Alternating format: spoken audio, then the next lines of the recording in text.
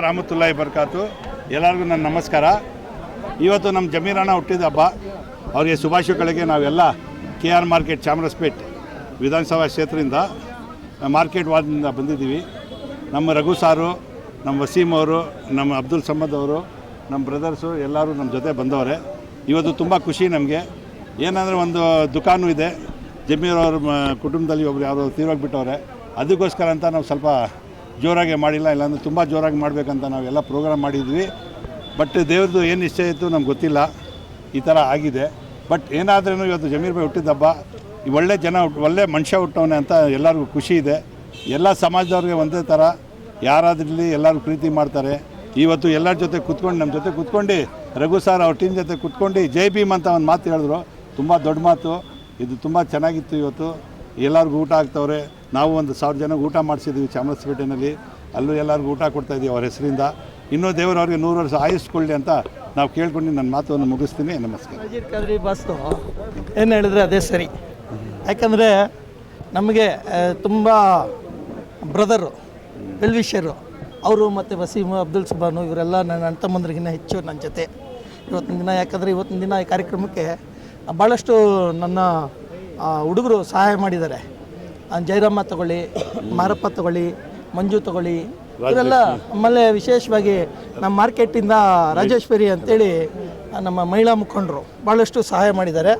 ಅವರು ಇವತ್ತಿನ ದಿನ ಒಂದೇ ಒಂದು ಉದ್ದೇಶ, ನಮಗೆ ಜಮೀರಣ್ಣನ ಬರ್ತ್ಡೇ ಇದೆ, ಹುಟ್ಟುಹಬ್ಬ.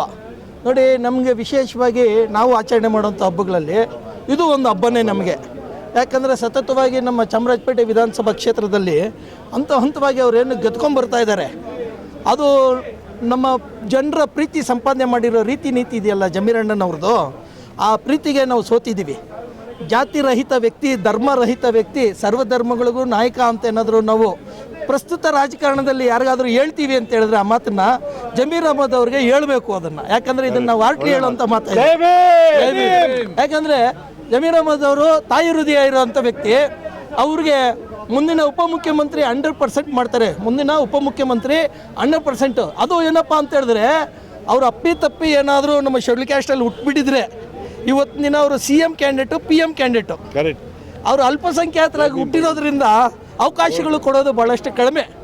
ಈ ಒಂದು ಸಂದರ್ಭದಲ್ಲಿ ಅದು ಒಂದು ಗಾದೆ ಇದೆ, ಪಕ್ಕದಲ್ಲೇ ಇರ್ತಾನೆ ಅಂತ ದುಶ್ಮನು. ಅದು ಯಾವುದೋ ಟಿಪ್ಪು ಸುಲ್ತಾನ್ ಆಡಳಿತದಲ್ಲಿ ಇತ್ತಲ್ಲ, ಮೀರ್ ಸಾಧಕರು, ಹಂಗೆ ಈ ಆಡಳಿತದಲ್ಲಿ ಕೂಡ ಮೀರ್ ಸಾಧಕರಿದ್ದಾರೆ.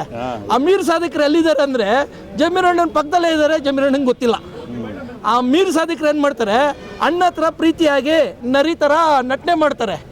ಅಣ್ಣ ಹಂಗೆ, ಅಣ್ಣ ಹಿಂಗೆ ಅಂತೇಳಿ ಹೊರಗಡೆ ಹೋಗ್ಬಿಟ್ಟು ಅಣ್ಣನ ಬಗ್ಗೆ ಹೇಳೋಂಥ ವ್ಯವಸ್ಥಿತವಾದಂಥ ಪಿತೂರಿ. ಇವತ್ತು ಮೈನಾರಿಟೀಸಲ್ಲಿ ರಾಷ್ಟ್ರೀಯ ಮಟ್ಟದಲ್ಲಿ, ಅಂತಾರಾಷ್ಟ್ರೀಯ ಮಟ್ಟದಲ್ಲಿ ಯಾರಾದರೂ ಜೈ ಭೀಮ್ ಅಂತ ಹೇಳಿ ಏಕೈಕ ನಾಯಕ ನಮ್ಮ ಜಮೀರ್ ಅಹಮದ್ ಖಾನ್ ಒಬ್ಬರೇ. ಆಮೇಲೆ ಇಡೀ ಇಂಡಿಯಾದಲ್ಲಿ ಒಳ್ಳೆ ಲೆವೆಲಲ್ಲಿ ನಾನು ಮುಸ್ಲಿಂ ಅಂತ ಹೇಳೋ ಏಕೈಕ ಲೀಡ್ರ್ ಯಾರಾದರೂ, ಗಂಡದ ಲೀಡ್ರ್ ಯಾರಾದರೂ ಇದ್ದರೆ ಕರ್ನಾಟಕದ ಟಿಪ್ಪು ಸುಲ್ತಾನು ಜಮೀರ್ ಅಹಮದ್ ಖಾನ್ ಒಬ್ಬರೇ. Very good. ಯಾಕಂದರೆ ಆ ಮಾತನ್ನು ನಾವು ಘಂಟಾಘೋಷವಾಗಿ ಹೇಳಬೇಕಾಗಿದೆ. ಬಡವರ ಪರವಾಗಿ, ಹಿಂದುಳಿದವ್ರ ಪರವಾಗಿ, ಅಲ್ಪಸಂಖ್ಯಾತರ ಪರವಾಗಿ, ಬ್ರಾಹ್ಮಣರ ಪರವಾಗಿ, BCM ಪರವಾಗಿ, ಎಲ್ಲ ಜಾತಿ ಜನಾಂಗದ ಪರವಾಗಿ ಯಾವುದೇ ತಾರತಮ್ಯ ಧೋರಣೆ ಇಲ್ಲದೆ ಇರ್ತಕ್ಕಂಥ ನಾಯಕ BZ ಜಮೀರ್ ಅಹಮದ್ ಖಾನ್.